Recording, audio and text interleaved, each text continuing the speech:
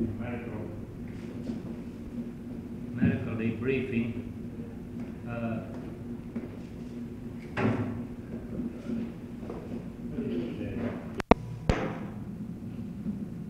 This is tape 1 of medical debriefing, 23rd April 70 for the Apollo 13 crew. This is tape number 1. One more square tape. That's everything, isn't it? Yes. No, we have an R plus 16. Yeah, I mean, that's everything up to date. Yes, yeah, they're right on schedule. Everything's good. Wow. Real good. I tell you what we can do, why don't we save some time and get started? That's a good idea, really. Some of the things we want to particularly ask Jim anyway, like, we can check that. Yeah, I think this microphone will pick up comments, you know, except when they're very low levels, Jim. So we will be recording all the comments here for transcription. Jim, this one we're gonna check with reserves. You said in the big debriefing the other day that when you got your underwear wet, that's when you took your biomed thing off. Can you just put that down? Can you go through that sequence of what happened to you there and when that was? I can't place that for sure. If you can. That was before the big burn, about 78 hours into the mission. I changed the underwear. Wasn't that it, Jack? Yeah. Because I remember we were just waiting for the burn. It was an hour beforehand, so I just did that. That's when that condom came off. It came off. It didn't tear. Now No, it came right off the it end. came off the end of the. Not my end, the other end. Yeah, the end of the UCD. Huh? Well, I made a mistake anyway because it's the first time I've ever done that in a flight, but I used it before launch. And then I debated on the first 40 hours whether to change condoms or not, and then I forgot what size I was wearing, and so I knew I had to use it for the lunar service activity, so then I was wondering whether I should change it or I shouldn't change it, and I didn't change it, then we started wearing them again. Yeah. And the thing should have been changed, and it just slipped off because we were moving around quite a bit, you see. You really move around quite a bit, and it was been wet for some time. So it slipped off the end of the thing, and that's when you got your whole underwear wet. So then when you took out, you left your sensors on though, is that right? Because Keith said you had your sensors on. Oh, sure. All I did was unhook the two biomed things, and I just left the underwear and biomed, and I tossed it all in the jettison bag, and that's where it stayed. Okay. Along with the dosimeters, I guess, because I forgot about the dosimeters on that. Yeah, that. Okay, 79 hours. And now they are probably taking readings, I would say, just south of Samoa. Red hot. Nice place to be. Okay.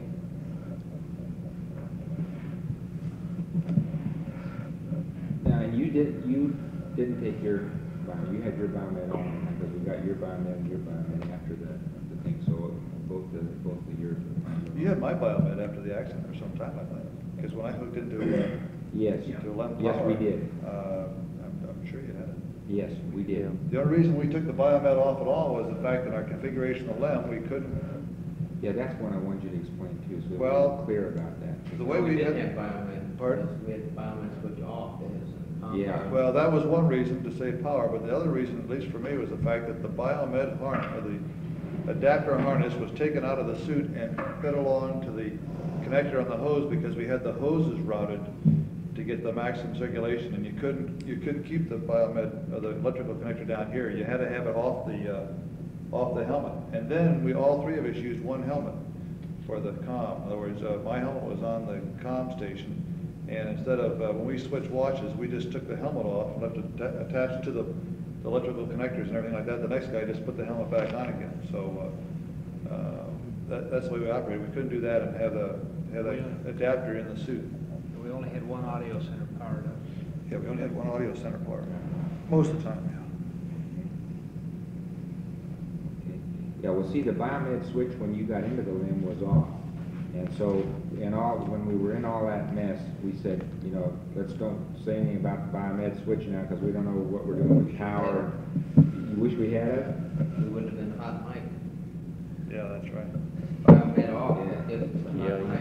you get a hot mic. Yeah, well, we thought, geez, we better leave, you know, there's so much going on, we thought, God. if we Probably start got better talking about- indications on hot mic than you would in our hearts anyway. Yeah, that's probably right too. Yeah.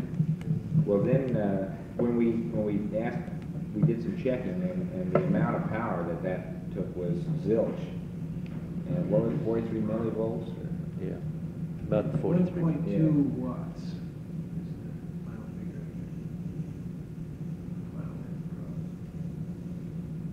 Okay, so they decided, gee, that's That's nothing. piddly, so what we'll do is, 40, we'll tell them to turn it on. 143 amps. So what they did is, they said, okay, we'll ask you to turn on, that's when we had asked you to turn on, which was down, I don't know, that was 24 hours or better, and the reason we wanted it then was we wanted it as a backup for that CO2 thing, because we were running that CO2 on up there, and we wanted it as a backup to that.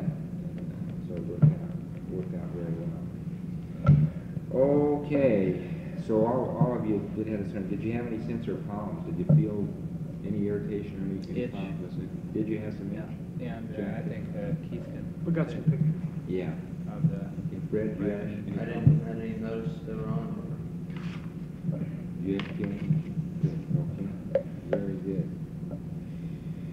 Okay, let's go back to, why don't we just do these in order, otherwise we'll go down. I jumped to that because Jim. Okay, on the in-flight illness thing, some of these I think we've gotten, Fred, and I've written this up, but just for the record here, on the tape, why don't you just say some of these again now. When did you first know that you had anything wrong in flight? Well, the only symptom I had that, to me, I explained from, either irritation or infection was the burning urine. And I had some shivers, but the shivers I keyed to the fact of having been back up in a command module stripped naked for a period of time going to the bathroom, and I just figured that gave me a chill. When I came back down, I was quivering quite a bit in my limb for a couple hours. And that was about roughly 24 hours prior to. It wouldn't take that long, about 18 maybe, something like that. 18. ballpark. And Did- then did- about the last, probably, before we went to the command module, I bet the last 4 or 5 hours of them, I probably went to the bathroom 15 times. Yeah, you already had to go. How much were you drinking during that? This is I during was the, drinking quite a bit of water then, that's when we knew we had enough acid water. This was the last how many hours? 18? No, about 5 or 6 hours. We didn't That's have that when we- acid water, at least not to my knowledge, Yeah. that far. We held off on that until about Yeah. 4 or 5 hours. Fred, what kind of chills were they? Just little shivers or? No, they were pretty heavy. How long did it Real last? severe shaking, You chill. really shook with it, huh? And you say last 2 Well, hours? these guys watched it, I don't know. Chills, he shook. Well, Not that not violent, but I mean, it was. He didn't frequency convulse, was Keith, greater. he only shook. Come on. it was a shoe. It's a little shiver. But, you know, it kind of made. And how long did it last, pull Fred? A couple hours. A couple hours continuously, or just on and Pretty off? much. Pretty much constant. That's when I got the sleep restraint out from upstairs, and I just, standing up, got in and zipped it up. Did you feel feverish at all during that time? No, I never felt feverish. No, and I felt his head, and, too, felt mine, felt his, and, he didn't feel feverish. Where did it hurt you when you urinated during that time? Same place it always hurt, right at the head of the penis. That's where it was, appeared to be raw.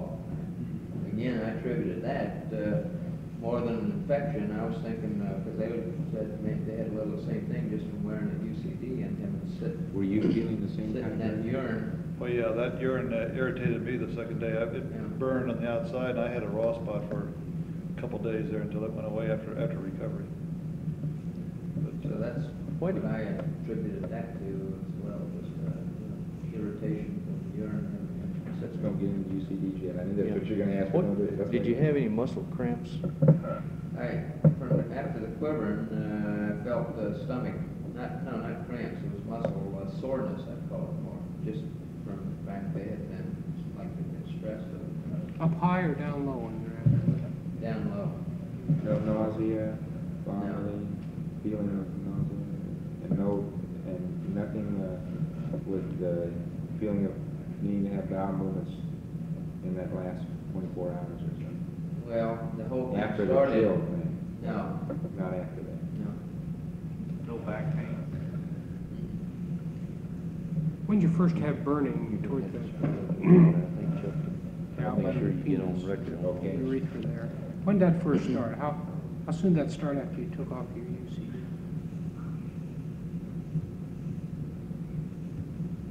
I don't recall now. I don't recall if it started before I took off BC. It's hard to put a time on that, really. Well, tell me, you wore the UCDs from the time you got in the lid? Did you all put them on? No. How long did you wear them? Well, from the time that we thought we probably wouldn't be able to dump urine, we decided to get out the UCDs to expedite getting rid of the urine, at least, temporarily. And I would say that was around 60, 65 hours, 70 hours of mission. Yeah, after we powered down the We had powered it down, and we'd probably gotten that first burn out of the way or something like that, maybe. Wasn't too long. I don't recall exact time, but we. Well, I made the last 5 urine. hours was about the Should be time of the on the incident. tape of the ground where we mentioned that in view of the unpowered condition of the command module, we were going to rig the auxiliary dump urine for the Yeah, I siren remember head. you saying that. Well, Is that when you put the? that's the last time we dumped, and after that, we put the UCDs on. Okay, after you hooked up for that dump. Jim did use that, and they came back and said, we don't want you to dump. And that was the last time, so that you should be able to get a time. Okay, put on right after the CM dump through the hatch. Okay, so we can get a time very easily. Okay, now you wore these all the time because in the LIN there's no other way to get the urine out. That's why you wore them. No. Basically, wearing the UCD, when you look back on it now, was a mistake. Because we could have put the UCD on when we wanted to urinate without much more trouble. And we really didn't have to expose ourselves to that urine. But at the time, I don't know really why we did it, except for the fact we didn't want to be worried about it. We didn't want to be bothered with it. And so that's why we wore them. And really, right now, we could have, looking back on it, we could have left the whole thing off. We could have gone to the auxiliary command module urine dump system, which we had used, like the Gemini one primarily. Right. And That's use what I wondered. that system. But we were too busy with other things to worry about this particular aspect. And the UCD was the quick way out because we'd already used it, and we just want to forget about that to concentrate on other That's things. what I was trying to get, if you were really boxed, because I couldn't figure out why you were boxed to have to use it to get rid of it. We were not boxed to get rid of it. We should have left them off, and we should have used them only, put it on and use them, if we wanted to use The that. last 5-6 hours, when I was urinating so much, I was using the Gemini. You did? Yeah. I wasn't wearing it during that time. I just slip it on and I had to take it back off. Were you bathed in urine all the time when you had the UCD on? Was there urine in there all the time? In the penises, though, at least it wasn't mine. I think that's Yeah, where you you get that. cannot get it all to go Yeah. through the valve. There's a cavity left between where you get into the rubber and where the valve is, and that's going to remain fluid. Did you feel like you had back pressure though from urinating into that device? Did you ever feel back pressure? Yes, I did. You did? Yeah. About the last, if you didn't dump it, about the last time you used it before dumping it, you get pretty full. Either that, but also once I had it twisted, I took it off, and that gave me some back pressure. Did it hurt? Did it hurt you? It hurt you. It didn't hurt you, did it? No, not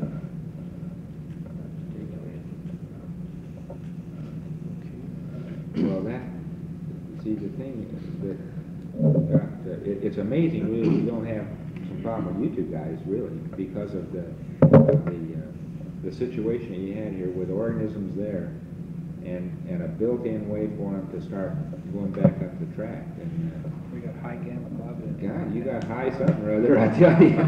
You really do. Yeah. Because it really You were is. that simple. We got high bilirubin, that's what does it. Yeah, that's what did it. It's your high bilirubin. Also, I got a high, what's that other one that we use, the trader, or the what's that? Tighter? The tighter, my tighter's high. Your tighter side, that's right. That's for right, it measles, is, huh? Yeah, you know, Yeah. that's another one of these screwball things that happen to us at this point now. You end up with the two guys we got with high bilirubins, and here you got you both on the same plane. That's, Well, that, Well, the Buzz and mini I had high outages. bilirubins, we were on the same plane. yeah. Buzz has got a cause for it, it's your Yeah, yeah, undetermined idiopathic. idiopathic. Fred, Okay. did you have headaches throughout the mission? No, I had one bad headache the second morning I woke up, and as a preventative measure, I took aspirin thereafter, kind of as to avoid seeing that headache again. How often did you take the aspirin? Oh, I take it normally about every 6 hours, 2 tablets? and then I slacked off to when I just went before going to bed, normally when I wake up. 2 tablets about every 6 hours, and that was from what day on? Second day. Second day on. What kind of headache was it? Well, now wait, now when we got in the problem, I didn't take many aspirin. In fact, I only took aspirin one time after the incident. Jim wouldn't give any So water this to is take only him with. for one day. You're right. That's right, Then that's we what he had a said. problem, and then there wasn't any water to drink. Yeah. We don't like to chew up aspirin, so Don't do it. It'll ulcerate your esophagus. so I put one time after that, I think I took aspirin. Did the headache return after you No. stopped? What kind of headache was it, Fred? Can you characterize it? I mean, was it one-sided? Was it frontal? Was it Frontal, I'd say. Frontal, across the- More like a hangover headache, I guess, in front, Did it feel like have you ever had your sinus? Anybody ever had any sinus headache? No, just as Jim mentioned, and I commented, I've never had sinus problems, so I couldn't. You don't have to have sinus problems to get these things. I'm pretty sure 0G, sometimes the proper combinations will give you a sinus block. Yeah.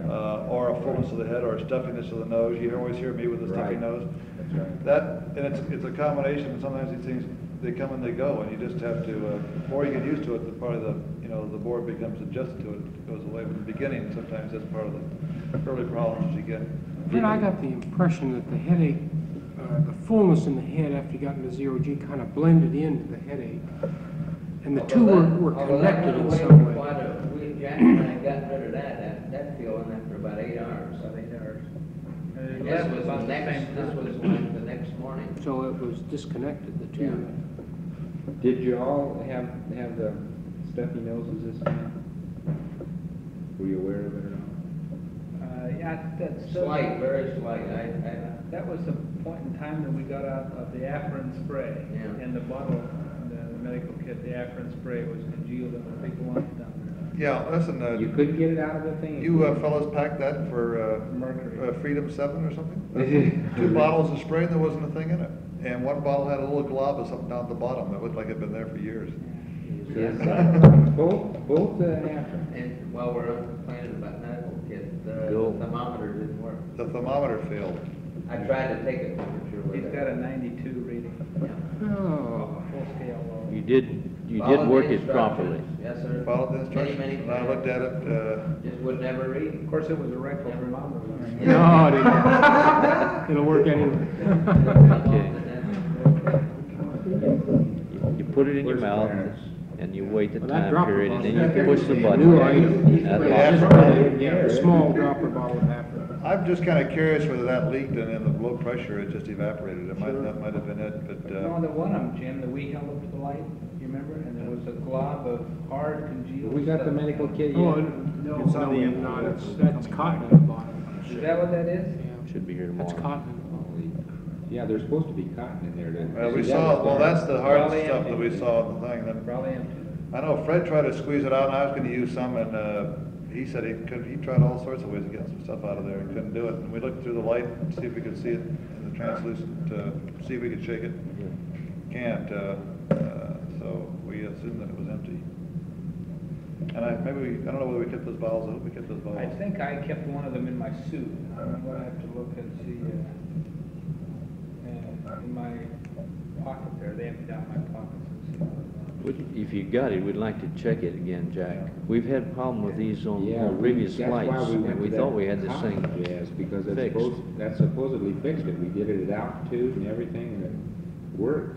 You might have to fill those and pack them at 5 PSI so they don't leak. And then That's seal what them they're with supposed to be plastic. doing. On 12, we definitely had some material. Yeah, they're supposed to be. That's the way they're supposed to be filled. At 5 PSI?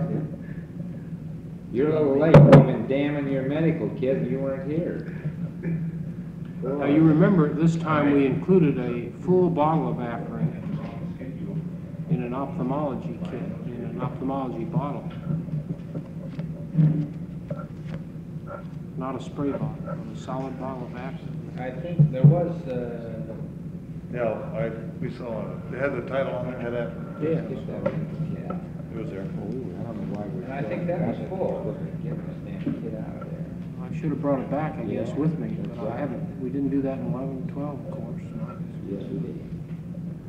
when We if brought you back get, with the I tell you, idea. I've got the stuff that was in my suit pockets, and if we get Okay, a slack period or some period, talk with one of the other guys, I'll go Okay. back to my room. fine. I'll come again. Okay, is there anything else in medical, while we're on that, maybe we'll just wipe out the medical kit business. Is there anything else in the medical kit you had any trouble with?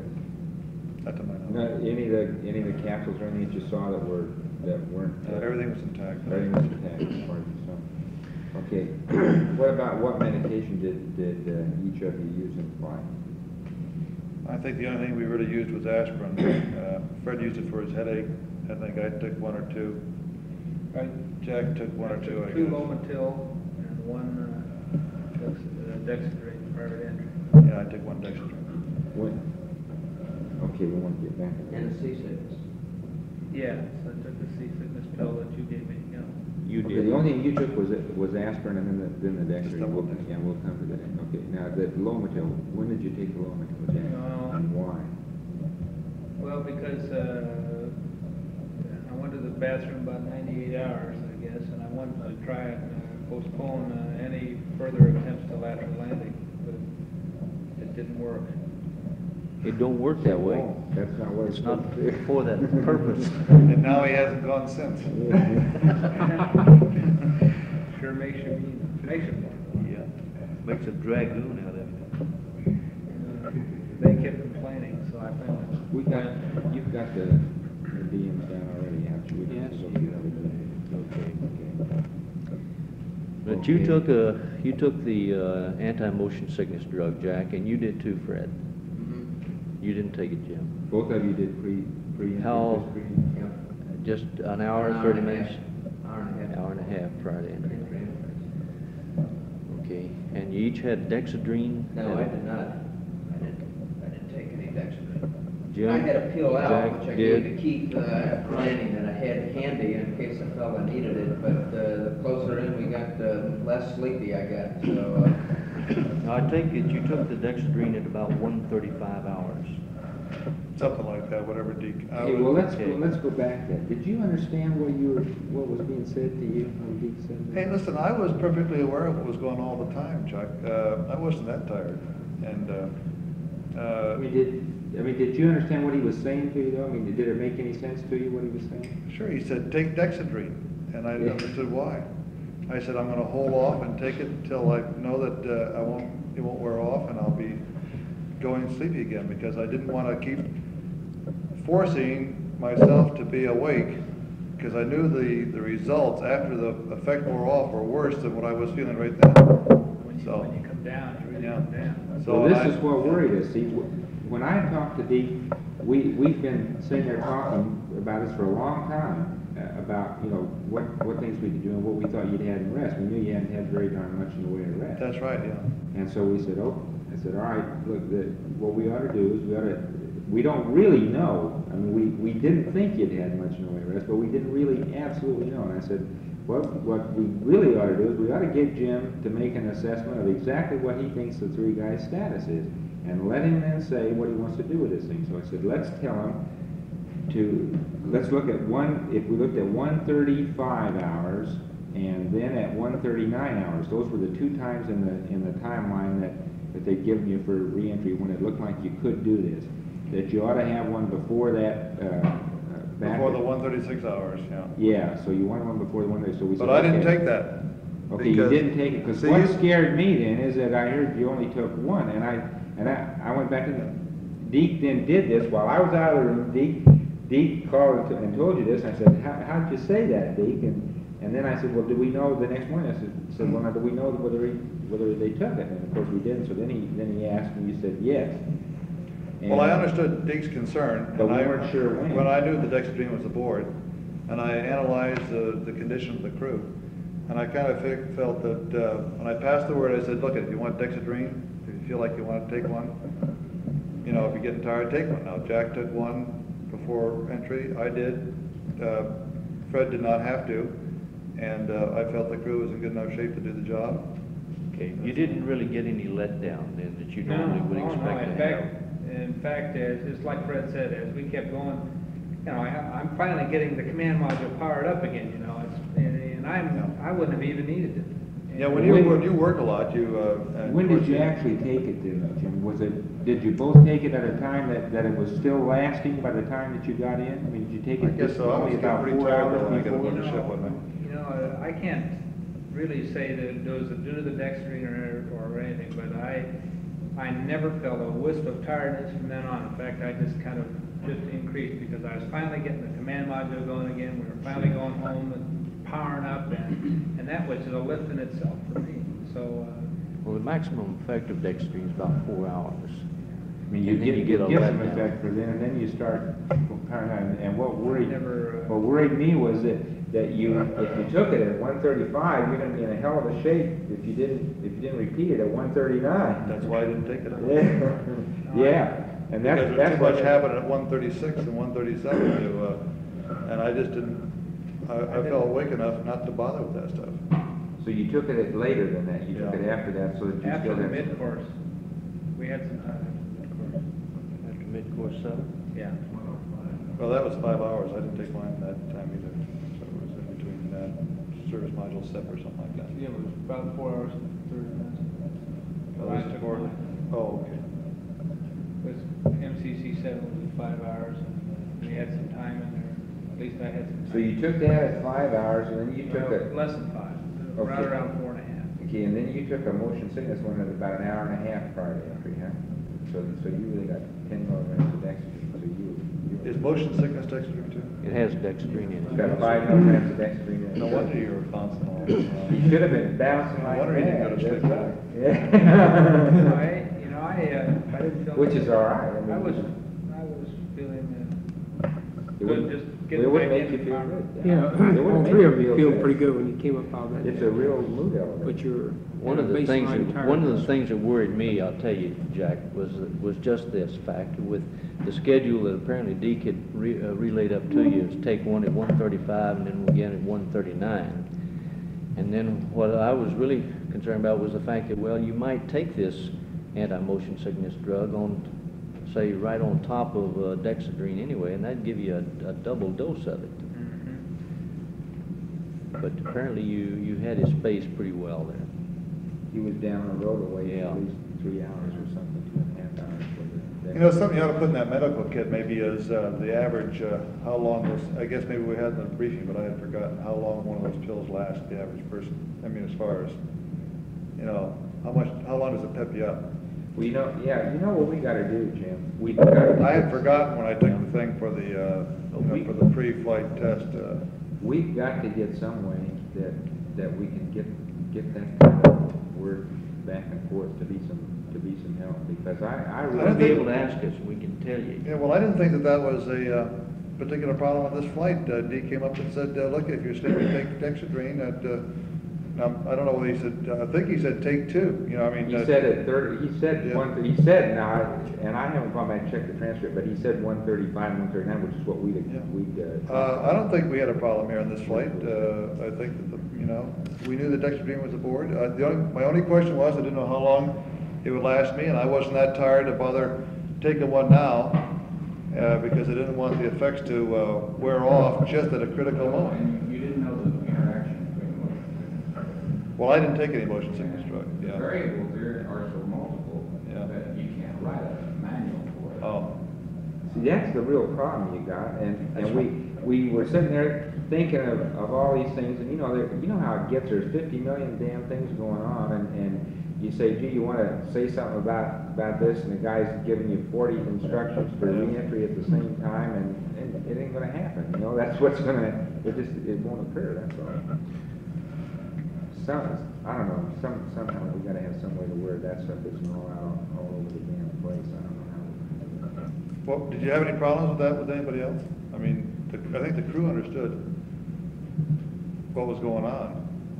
We discussed the fact that, if the effects start wearing off, if you take them now, you better take another one. And, Okay. as far as crew-wise goes, and dexedrine, Okay. you guys didn't have to say a word. If we felt that tired, and we knew the dexedrine was aboard, we knew where it was, and we had gone through the medical kit before. You know, We would've Jim, taken- on this medication now, all through the mission, the crew status reports that you gave us was no medications. That's right, that's true. Yet you weren't taking aspirin. Aspirin you weren't was a taking- non-reportable No, it was a medication. non-reportable. You said we did not have to report that. It was in our That's medical right. protocol. That's true. ASA is that. You have a low motor. And the same way with Marazine before entry. That's right. That That's was not right. reportable. Now, I don't recall, we might have goofed on Jack's low modal. I forgot about that. I don't even know whether we had reported that or not. I didn't report that, no. And I guess I was derelict, and I felt that was part of the same thing, that was one of the...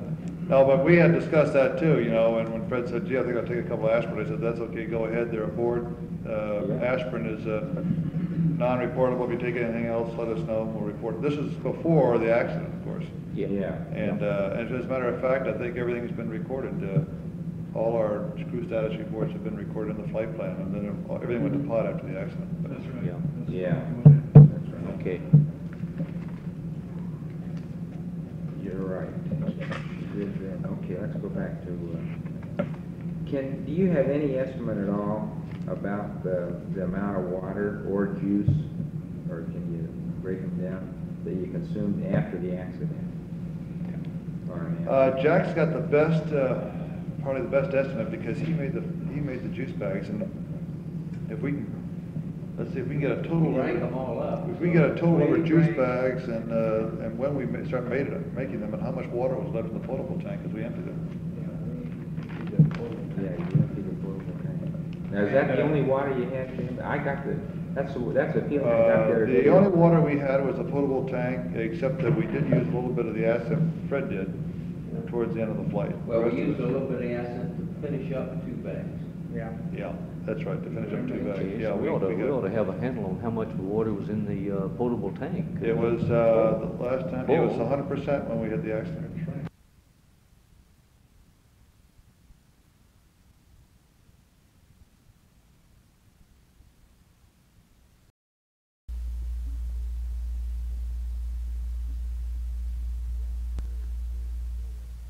Count on that. Did you do it even? I mean, did you?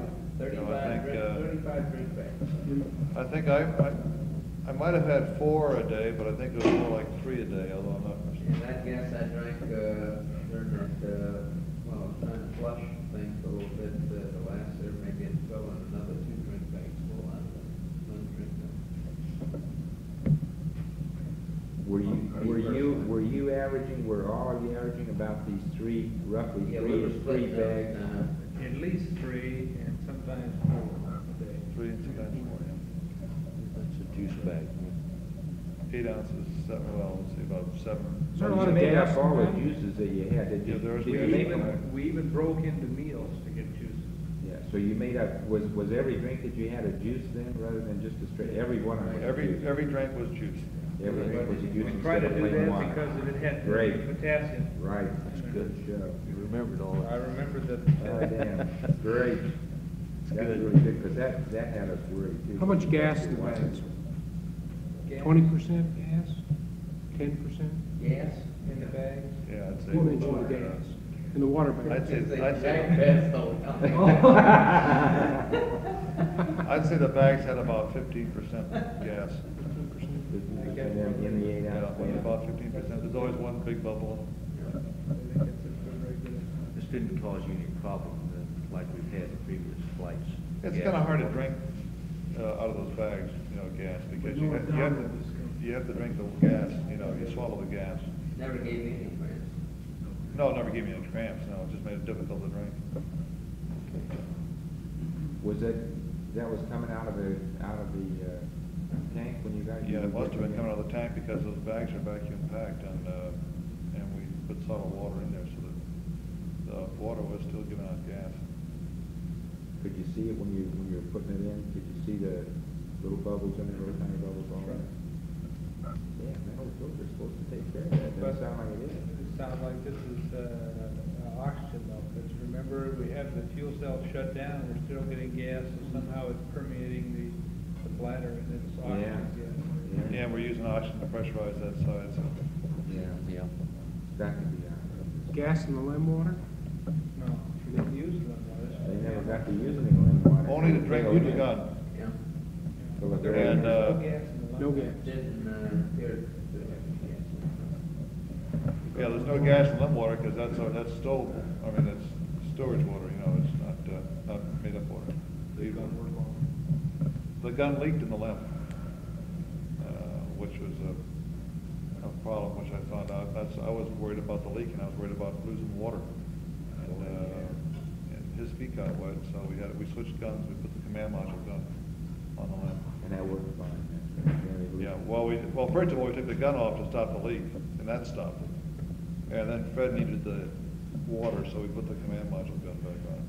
And Yeah, I looked at it, and it really looked as though like a piece of cloth or thread or something got jammed in its nozzle. May have been the cloth. Just wasn't allowing it to seep. Fred, how long was that period during which you were beginning to drink a lot of water? Was that 12, 18 hours? No. He said Said 5 5 hours. or 6. I said that earlier.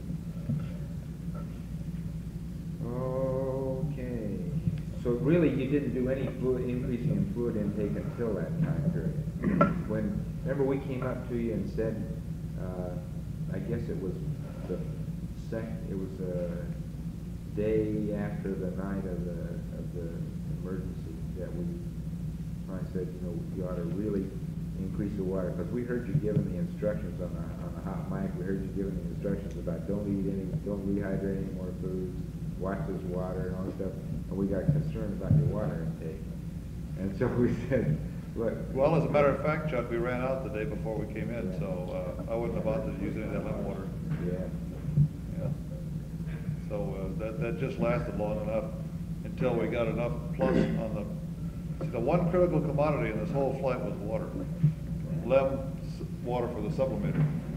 So I wasn't about to let that lemon water go in for drinking as long as we had command module water. And it's a good thing they came up with a good procedure for Jack to get out the command module water, which I didn't really think we were going to get right away.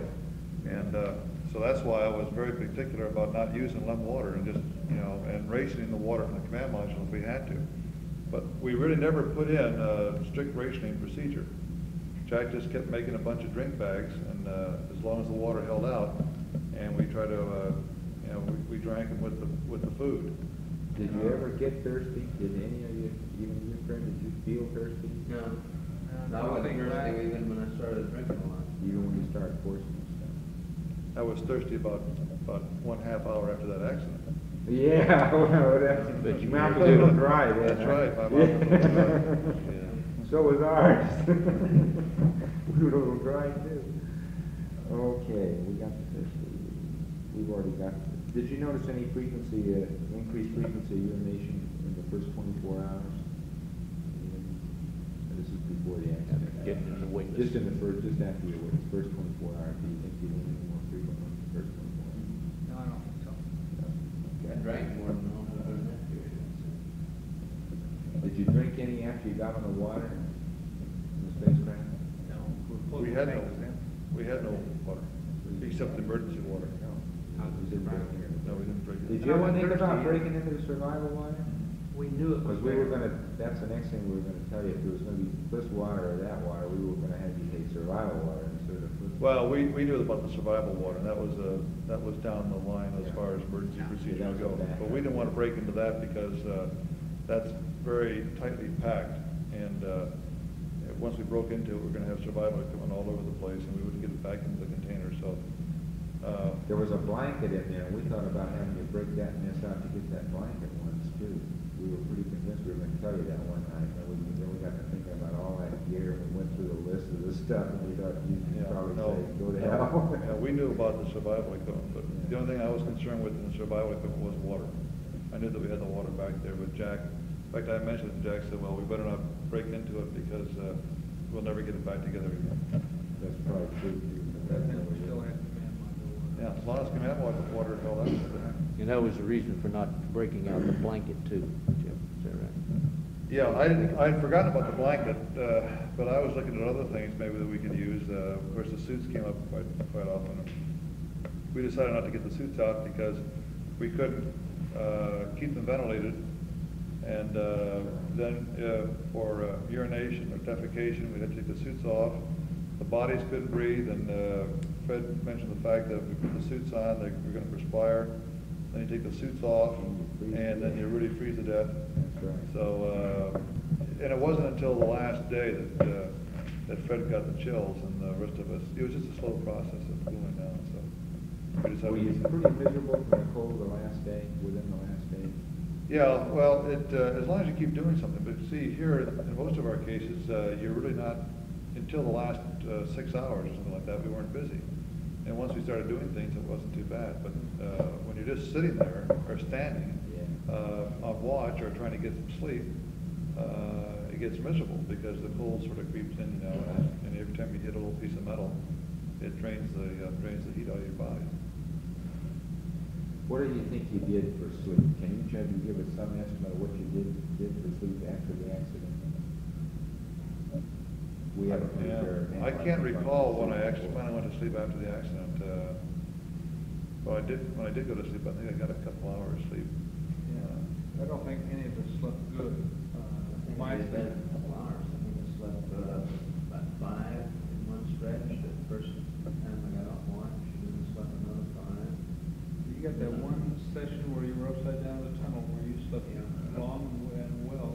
That was the second 5. Then I think during that whole last stretch, and Can I borrow a couple hours from you? Yeah. The impression that Fred did the best.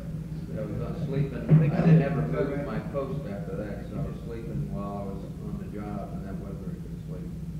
Kind of dozing, and all that ended up probably wasn't more than Did you ever really feel that you got any real sleep, Jim, or were you always turning over in your mind something else? Well, I got a couple hours good sleep someplace along the line there, but towards the last day there, I didn't get to sleep. I tried to doze, and I dozed off, you know, and then I could hear things in the background, and I'd wake up, you know, and then, and after the accident, until I don't know when, I forget when I called him about a sleep rest cycle then. Yeah. I said we better You start. did right after, it was right after.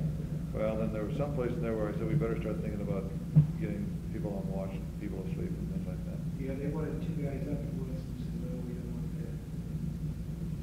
Yeah, I forget, because I knew all 3 people would be up for the critical parts of the mission, burns and things like this, so we tried to get a cycle going. Did the noise bother you? Well, when the noise first went on, it was a little noisy, but then, as Fred said, the noise only bothers you in that particular case when it quits. Because as long as that noise keeps going, the pumps are running and the fans are going, and that's what we were. That's what you're See, hoping. we were down to our last systems, and that was in the limb. We wanted to keep Yeah, going. and they had to be going. What would you say was the biggest factor against getting sleep, Jim? Cold? Cold. Or? Towards the end. The first part, of course, was, on my part, I was thinking about what was coming on in the future. Yeah. Trying to figure out whether we missed anything, you know, whether we could fall back and regroup and save some more power, or extend the lifetime of the limb. And then after I'd say the mid-course, the parasynthian burn, the cold started creeping into the command module. That forces out of the command module into the limb. Now, there's a good point, and, you know, sleep restraint probably could be made as to prevent that if you had some sort of reflective material inside, I think. Very easy, don't you think? I did get some sleep back there when it was cold, and I zipped up the restraint completely, and it held me suspended, and my body heat, the way I feel, the body heat went out and was radiated back, so it kept me warm, because I know either Fred or Jack came in one time, and it was pretty cold, and but I was suspended, wasn't touching any metal. And that way it kept me fairly warm. And I got some sleep out of that. Got about 2 hours good sleep out of it. And then it just started getting cold. That's something we really look at. So the sleep restraint without much decrease in the size could possibly be used as a pretty good thimble. If you run into a problem, though, try to make it something permanent, Chuck, for something, for a cold situation, then it's too hot. It's gonna be too hot to sleep on. No, but for very little cost and weight, you could probably have a liner that goes in there. You know, very like a You can slip it. a Mylar liner or. If you had anything, even if you did that, or if you put a light blanket of some kind that you could get anything that would hold body heat is all you really need. Any kind of a cover that would retain body heat. Well, because without convection, which you don't have, the only thing you're fighting in the spacecraft is radiation, and the body's radiating out heat. So if you can contain that radiated heat for sleeping without the convection or conduction by not touching anything, you can keep yourself pretty warm, even though the surrounding temperatures got down to pretty low. It's a good point, really. Did either of you ever feel that you were fatigued to the point that you knew you were having trouble with performance? Nope. You never really did. Nope. And did you, think back to 8 now, you did on 8, right? Yeah, on 8, I never got to the point that I fell on 8. Although I went a lot longer on this flight than I did on 8. On 8, at the end of the 20-hour day on lunar orbit, I was really tired. Yeah, And, there's a very great distinction. One is you're missing a few funzy landmark Oh, I traffic. never had the maybe, adrenaline running through me like I had one, on this flight either. Your rear end's mistake. Sure. It made a big difference, yeah. Oh, you can go an Made awful up long for a ways lot of on nervous energy without even. Yeah. I never felt tired for I don't know how long I went, before I went to sleep after the incident. But I never felt tired one time all during that period. And, Did you get it let down? How about when you got back? The transcripts. How about after you were on the carrier? Did you really feel, did you ever get a let down within that first 24, 48 hours post-flight? well, I fell asleep that afternoon very soundly. Really sound asleep. Very deep sleep. Of course, I don't sleep, I can go with very little sleep anyway. And after that afternoon sleep, then I had a hard time going to sleep that evening. And I woke up the next morning about 5 o'clock in the morning. Wow. Yeah. Did you feel let down, though, up until the time that you went to sleep? Well, yeah, I felt. After your well, meal? You mean tired or let down? Well, just kind of run down. After your I meal, felt- did you a little bit? After showering, your meal? Well, yeah, after meals, you always feel sort of sleepy, but during the physical, I felt tired. I mean, I was pumped up enough after landing to get on the carrier, go through all that, rigmarole, get on down, and then during the physical, the EKG, all that sort of stuff, I felt sort of tired, but and then after we had gotten together, then I went back to the stateroom to go to sleep. That's when I really slept. Because when Chuck came in to wake me up for dinner, I could really tell that I just came out of, I didn't know, just sound sleep. And then after that, the sleep was more normal. I think that's a really interesting thing, because it wasn't as bad as I've been wondering about how you.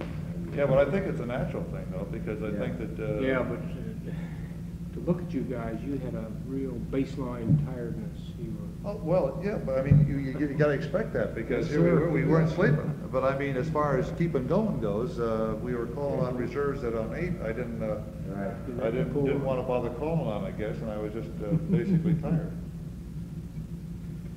Very good. Did Jack and Fred put on both pair of underwear to stay warm?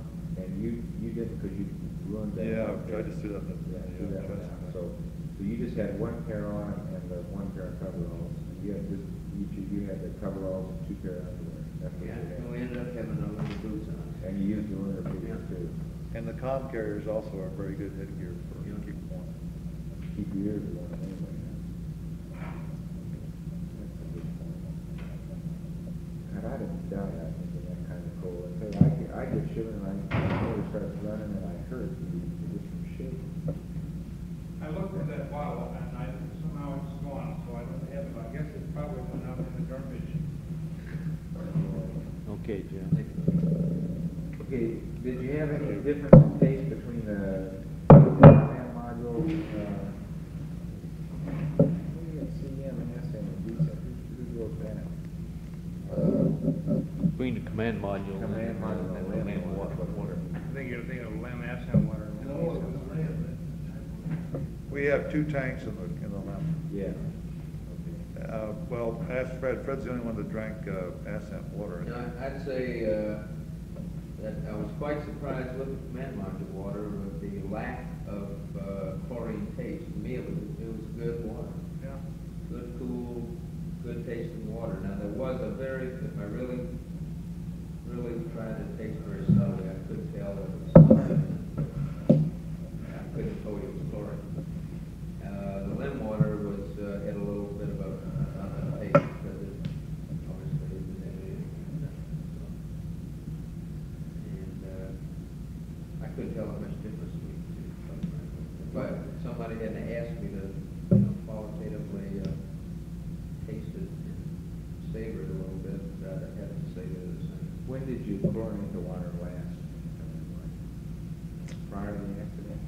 Yeah, I guess it's Well, on. prior to going to bed that. Exactly as per flight plan. Yeah, it's right in the flight plan. Yeah, so it was done last probably just, Before going to bed on the second night.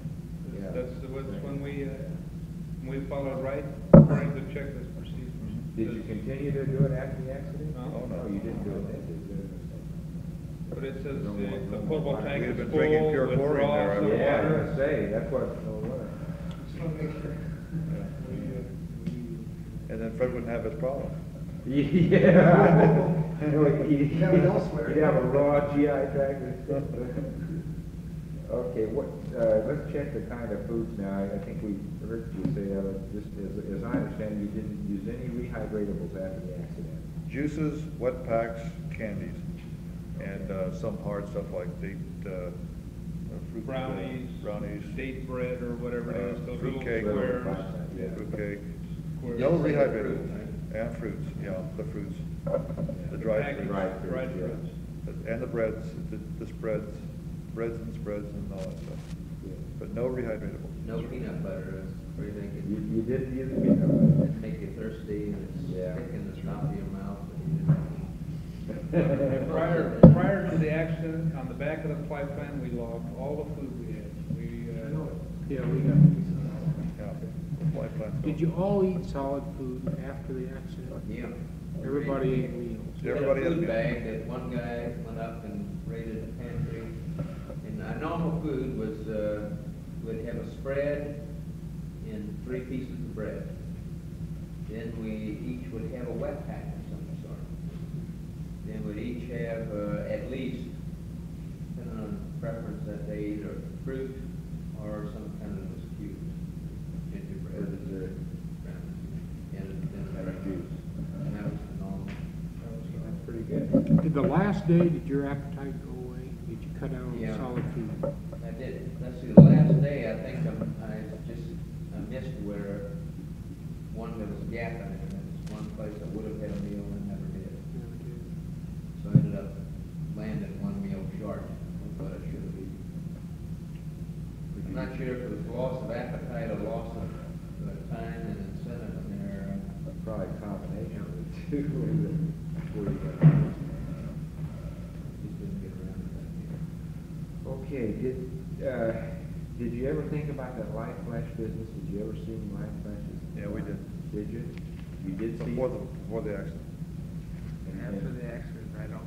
No, we didn't look for it. Only with my eyes closed, and they were mostly pinpoint novas and occasional streaking going by. hate to admit that, but we saw them. Horizontal Only street? with your eyes closed, though, Jim? Yeah, which is Hey, obviously. random. Random. You ever Yeah, see them, random. Fred? I never saw them with my eyes open. How about you? They look like, I'll tell you what they look like, they look exactly like traces in a, Random pattern? in a chamber, you know, Film. cloud chamber. Like a cloud chamber. They look just like How about- that. And I didn't, and Got the your only own reason, cloud the only chamber. reason why I'm pretty sure we saw them because I'd forgotten all about Buzz's, remarks, you know, until the night I was going to sleep there, and I had my eyes closed, and suddenly one of these things went. There's a pinpoint of light. Okay, so you wasn't really consciously thinking about it up to that point? You weren't really Well, looking I for it. wasn't looking then. for it. See, I wasn't looking for it until it occurred. Until after that, Yeah. you started looking. And then when as soon as I saw him, I remembered someplace back at a briefing that Buzz had seen the same thing, and then I asked Fred and Jack, and I guess you had to be sort of conscious about it, and then they started looking. Jack, did you ever see it? Yeah. What about frequency? Did you get any idea? Was it something like 1 a minute, like they reported, or? I clocked them, one night, second night, I guess, that was when I was under the couch. And, I watched about, 10 or 15 of them go by, and I had them very quite, I had, set 2, I saw within 7 seconds.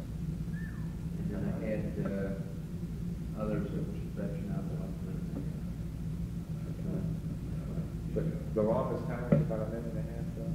Yeah, of that batch, and then I got disinterested in it, so yeah. What about the direction? Travel? Most all of mine, were straight in type. Appeared to be coming straight in, just a, growing ball, flash. In restraint, face upward, toward the couch. And I didn't see him with that frequency, though. I maybe saw 3 or 4 a night, and that's it. Of course, I go to sleep, when I go to sleep, I go to sleep fast. What about the orientation with yours? Were they all? Mine were, they were predominantly pinpoint with occasional, and they didn't move fast to me, I didn't, you know. Were the streaks, did they always seem to come from the outside across? Well, the ones I recall came from left to right, and I was either face up or on my right side, so. Yeah. But, you know, don't forget the spacecraft's attitude is changing all the time. That's right. So it's kind of hard to really pinpoint an attitude with respect to any kind of external source. I didn't see many, 2 streaks at least, about all I saw, I didn't see many of those. And I don't remember any orientation. Nobody saw a vertical streak? Going like this? Yes. No. No, the 2 I saw were left, not necessarily left to right, but they were going horizontal. I tell you what they look like. They look like suddenly the streaks I saw looked like in a completely dark room, and then someone will open up a door, and you notice the light goes across the crack of the door, or you close it. That's what it looks like. Any color? Yeah, white. Just white. Just white. Okay. What about the PRDs now? Was there one PRD that was out? Yeah, we goofed on that, Chuck. I'm sorry about that. We took off our suits, and we want to be very careful about those suits, so we packed them very carefully, and we took everything out except the doggone dosimeters in Fred's and my suit. And after we had the suits all packed, I was reluctant to break out those suits again, and we used Jack's dosimeter reading. I kind of felt was probably going to be the same with all 3 of us. You wore yours all the No, time? I didn't wear it. I had it placed in a little pouch underneath the optics. Yeah, So that we could know who was being called on to give the crew status report and the radiation. We could read it right there. Okay, it was in this one place all the time. In that one place all the time. It was right under the optics. Right under the optics in a little pouch. We moved around so much that there was really no seat configuration standard. We were all in each other's seat or up and down the tunnel or in the elevator. Once again, if somebody had wanted it, Hindsight, could have called up and removed that, they got that great big, club. Yeah. Survey meter, yeah. love I even got that out and down. looked at it and read it, but it was reading The almost other- low scale all the time, and it wasn't even, looked like it Well, was worth we did reading. a lot of calculations about what's gonna happen, because you're gonna come back, you know, in a limb Yeah. through the belt, and we got to doing a lot of calculating about that. I'd forgotten about that. I wish you'd called because I'd brought that survey meter in with me into the limb where we're doing nothing. We could have Turns just out, I powered that think up. we bailed out of the limb long before the intensities ever got Yeah. to anything worth shouting about. Didn't that start about 400 miles? Yeah, but we 400 didn't get 400 miles. miles till, way less than an hour prior to. Yeah, we bailed out of the limb, just as we're coming, I guess, the We did. upper fringe, Where I we think were, we're how at far we 40,000 were, miles. mid-course or race. something. Right. Where's that? 40,000. But we were at the upper Yeah, fringes. 40,000. Yeah, but don't forget we were accelerating tremendously. 9,000 feet a second. At that time. Okay, We didn't hit. we got the fullness in the head thing. Did you notice any change in facial appearance? Did you notice any? Well, it's the usual change, but you don't have the gravity pulling down your face, so your cheeks sort of puff up a little bit. But, your eyes, you know, they come up in here and you get a little squinty looking. We got uglier. Is that right? You got that? But, you know. But you that's didn't no- feel it as the fullness of the face. You felt that it's just gravity, weight of gravity on your cheek. It's a gravity, lack of gravity phenomena that occurs all the time. No flushing of the face, redness of the eyes. Oh, our eyes get red. Mine always get red in oxygen. And Jack's were red. Even Yeah. Fred's were getting red. Did you notice Doesn't that? take very Was much it for more in mine the to get first red. 24 hours or that first 8 hours when you're feeling your head was full? You just had that, did you have that for the same amount of time again, Jim, this time? Yeah, it repeats itself. I'm getting to be an expert, I think. Yeah, I'm you not a are, doctor. baby. You get this fullness of the head for the first 6 or 8 hours, and it goes away. Then you might get stuffiness of the sinus or get a headache. A lot of people get headaches. It's a dull headache, usually up here in the frontal part of the head. And Fred experienced that, and I suspect that was some sort of a block he might have had. Yeah. Then that goes away. Then after about the first day, after you get used to 0G, you start not realizing where you are, and you get used to operating. And by the time the flight ended, I don't think we were so used to the configuration. And remember, we had 2 vehicles to play around in. And with maximum One was mobility. upside down. Yeah. And we were going back and forth all the time, and so we were probably more like a space station or a Skylab than any other vehicle that had probably flown, because we kept those 2 vehicles together. And you could maneuver back and forth and around, and you didn't bother you one bit. And every time we switched from one vehicle to the other, we were completely disoriented. Right. And I never did get, Upside down. every time I went through that tunnel, I always had to stop and think which way to go, because I didn't. I got to where I could. well, I never did. I always got there and said, I want to go to the right seat or the left. And then I Yes, roll as I went down through there. In fact, we got some film. I took some indoor film showing Dot and Dan, so you could follow it. I saw that. You definitely told me. It was different though, in fact, the 2 vehicles were oriented differently, and it took a while. And like Fred, I got used to it, but I had, wasn't, you know, if I'd go out with the limb right side up, I'd come in the command module upside down and twist it 60 degrees. It was hard in the dark to transition. Sometimes you whip up to that command module, it's pitch black up there.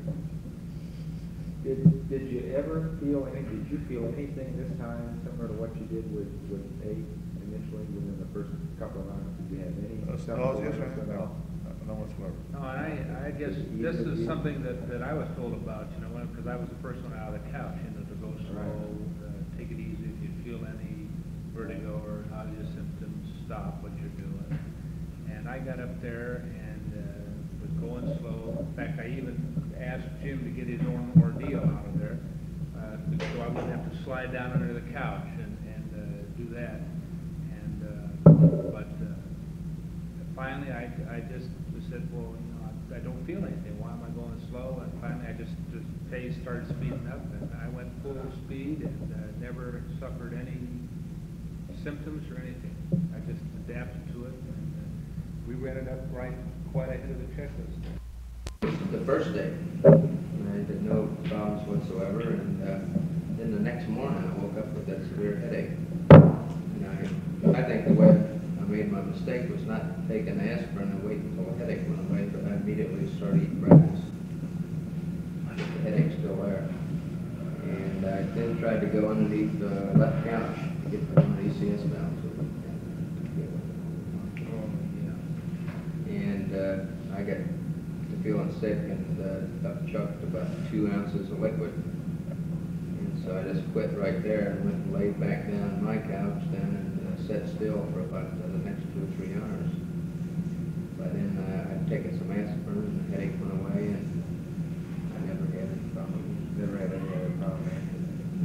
Did you just feel bad, or were you actually nauseated? No, I wasn't nauseated until after I ate breakfast. But after breakfast? Yeah, all I did was woke up and I had this real sharp headache. But you were nauseated before you vomited then? Yeah, not very long. Did you feel uneasy in your stomach with the headache at all, or not until you ate the food? That's right. And moved, you also moved. And you had to get down on the couch. You didn't feel it just putting food in your stomach. It was actually stomach. No, well, actually, when I ate, I didn't eat my bacon cubes. I didn't check them. I actually ate one of them, and the bacon cubes didn't taste right when I was eating those. So only one of those guys. It was always strong. Normally, I like those too. So that's what I ate. Did it just kind of gurgle up, or did it actually, did it come up forcefully, or just kind of? No, it came up forcefully because I was trying not to let it come up. So, Only one time that you vomited. what's that? How much warning did you have? Oh, a couple minutes.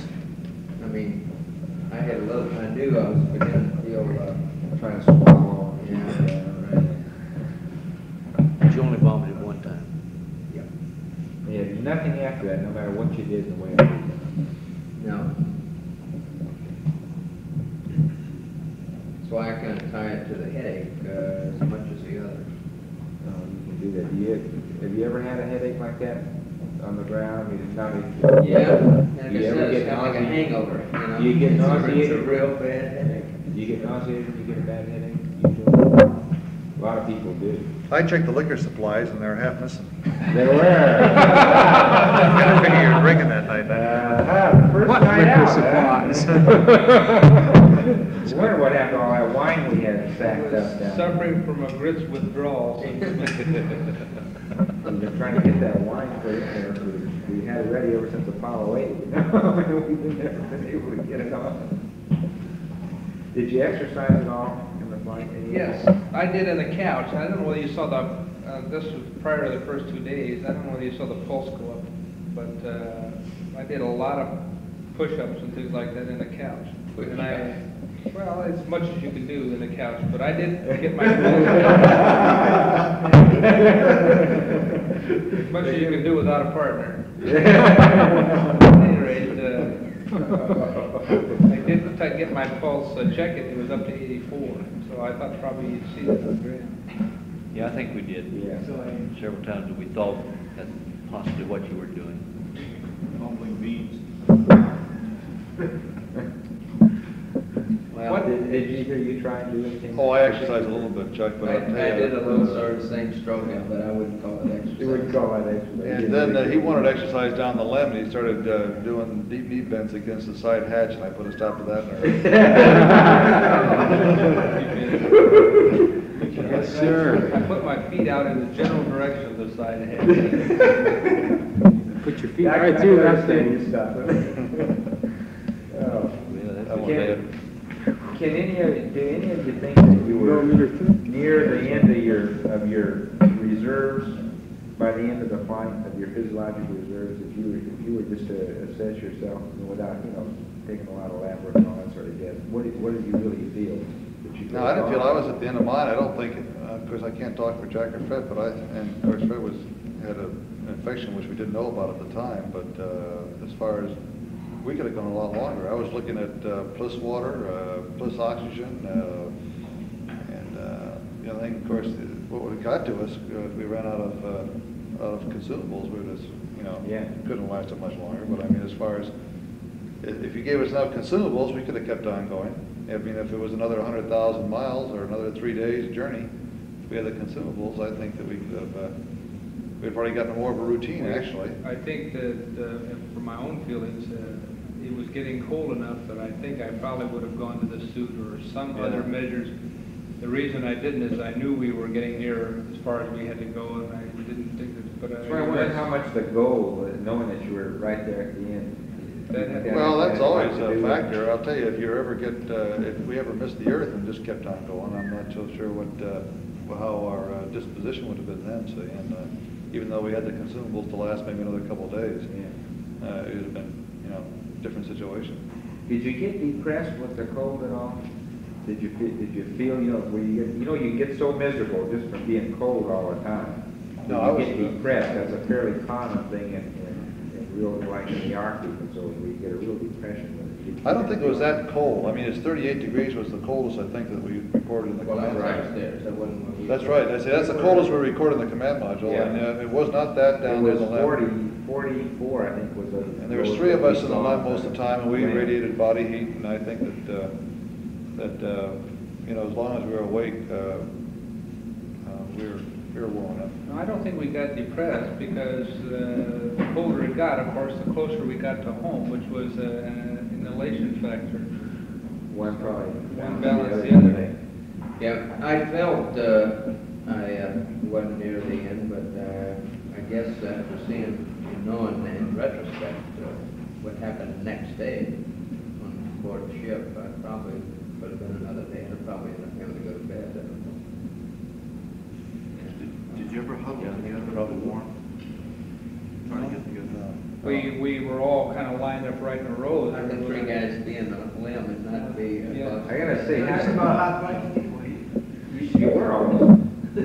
We were Shoulder to shoulder. The limb Shoulder, is yeah. not that big, it's pretty close. And Jim, our refuse bag was there, and I straddled that a couple of times. That doesn't offer much heat. The canisters had a little heat to them. The lithium hydroxide canisters, generate a little heat. Yeah. A little moisture and they get hotter. but no, I found that the cold made it difficult to sleep, and of course that affected my physical well-being. Sure. But like Jim said, I never felt I was near the end at all. I think that if we'd had another day or 2 days or 3 days to go, and we knew we had the consumables, I think we'd have been looking around for other measures to keep warm.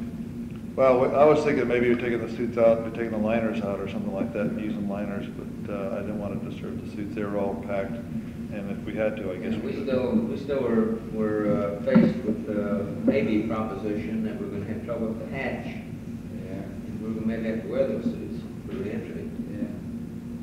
Yeah, I wouldn't want her to tear, I'd have been loath to tear up the suit if I Yeah. were you.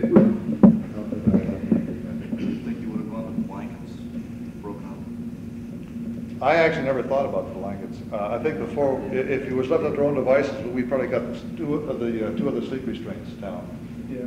and used those like Fred used on the third one. Got those squared away. Probably taken those ISA, some of the bags inside. Yeah, we had a lot of big bags that we could have used. The lunar boots were great. They were too big for us, but I mean, they kept our feet warm. Your feet warm. Yeah. Hey, by the way, Jack, you had your feet I wet. offered- I got my feet I wet. offered him to him because I knew he had the wet feet. Yeah. And he would have taken them. He wanted to keep rubbing his feet. No, that's the way I got my feet warm. Is I had 2 pair of long johns on, and I had the in-flight boots, little boots on. And I took the boots off, put them over behind the commander's seat, and I just continuously just rubbed my feet together, back here like this, and got the friction. Eventually got them dry. But they, for a period there, they got pretty cold. About how long were your feet actually wet, would you say? Oh, they Hours. were wet for 12, 14 hours until I got them dry. Because it was about a quart of water. Quart of water leaked down. Yeah. And I So you found could out start about thinking it about by- trench Did that foot, freeze? with low temperatures ever freeze? and wet. No, it didn't get that cold.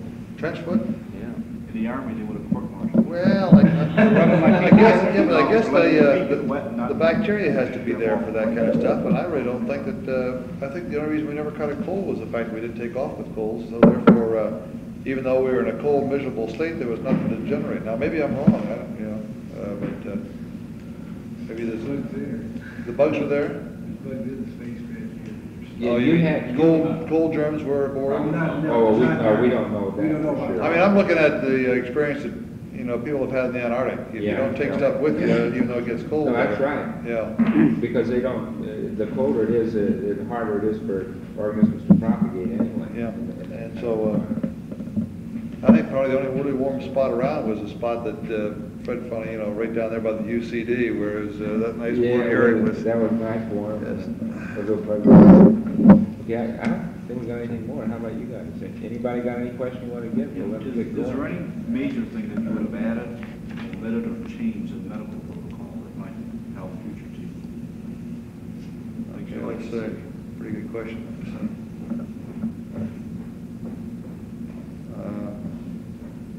Maybe if something comes to you, but If you take it from a normal flight viewpoint, I think that we were trying to give you our hours of sleep and our medication and a kind of a general crew thing, and I think that was adequate.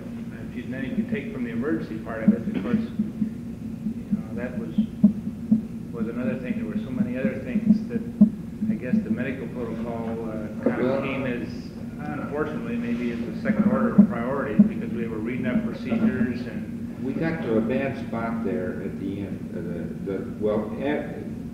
From the accident on, from 46 hours, as a matter of fact, I think was the last time we really got what you'd call a status that we knew, that you guys specifically said a status thing. Well, Deke asked me right prior to entry how much sleep I got. I Yeah. gave it to him. Yeah. I said it was poor sleep, about 3 hours of. No, I reported, my own, see, we were on watches, and every time I got up, I reported how much sleep I got. It's a hard thing to know. Would you have felt, Jim, as a commander, if we'd come up to you and said, Jim, can you give us an assessment, or can you ask each guy to give us an assessment of really what your status is as far as rest is concerned and how you feel? Would you have felt uneasy about doing that? No, there was no reason to feel uneasy about it, because we probably have the time to do it. However, you must realize in this particular situation, we're not preparing to do something, like doing a lunar landing. We're not preparing to do something big. We're already in a status whereby we're looking towards the future about landing. We're conserving as much as possible all the time. Yeah. We wouldn't have got any more sleep if you said, okay, now go to sleep. Deke called him and said, okay. I mean, you just don't turn a switch back here and go to sleep, Really trying. Had you ever thought about using the second one? Did that enter into your mind? No, as a matter of fact, that never did enter my mind. The reason. The second, I never I did had think thought about it. Because I thought seriously about telling you to do that, because you could, that would have helped you to get, the thing I wondered was whether you had I thought you probably had thought this, and the reason that you might not be wanting to do it is because you were concerned you didn't want to, in the emergency, you didn't want to get tied up. But you see, here's how that might have been a good thing to use. I really never, until you just mentioned it now, I never did give that stuff a thought. But we had major milestones to cover. We had this free return burn at was 65 hours or something like that. I forget. We had the big paracynthium burn at 79 hours. Then there was by the time we got the PTC established and the power down, everything like that, it might have been about 81 or 82 hours. Then 15 hours later, 105. at 125 hours later, we had the mid-course. Now, right in there might have been a good time to take a second off, if we'd known about it at the time. But then, right about that time, I forget how our watches worked out, but it just probably, we had to split that time up to stay awake. So, I didn't have any trouble going to sleep, so I didn't. yeah, that might have been a problem. But I had a problem going to sleep, and I honestly didn't think about it. But then I didn't do the second You've been testing in the tested, Cape, yeah. and I was quite frankly afraid of it because Yeah. I didn't know whether it knocked me out for 8 hours or Yeah. wake up with a terrible hangover. That's right. Had That was very computers- legit. Had Yeah. computers and consumables, I knew my numbers, and they didn't believe them.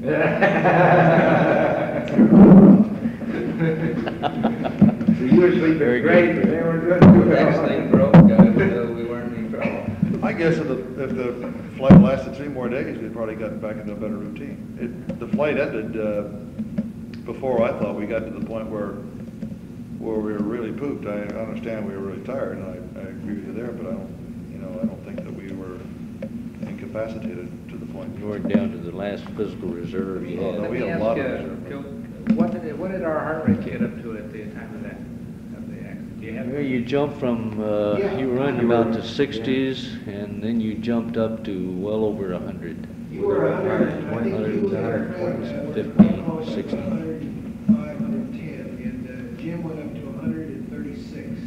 136. And they plot out beautifully, you can see nice steady baseline groups, you know. And You were all Remember three syndrome. just real calm. And then Commander's we always lost- high. Sometime we have that available. There's right at that point of time at 55, 54, 54. There's a TM dropout. there's a dropout that lasts about a second, and it went right through the whole thing, and then as soon as it searches for a couple of beats in there, and then all 3 of them are just. I mean, you look at those two just side by side with that second. You can tell just about when they. and Exactly. You can pinpoint it exactly. The night before, I just fell asleep when the alarm came on. Did you record that? And I was the guy with the biomed on in the left-hand seat. Did you see a great jumping heartbeat?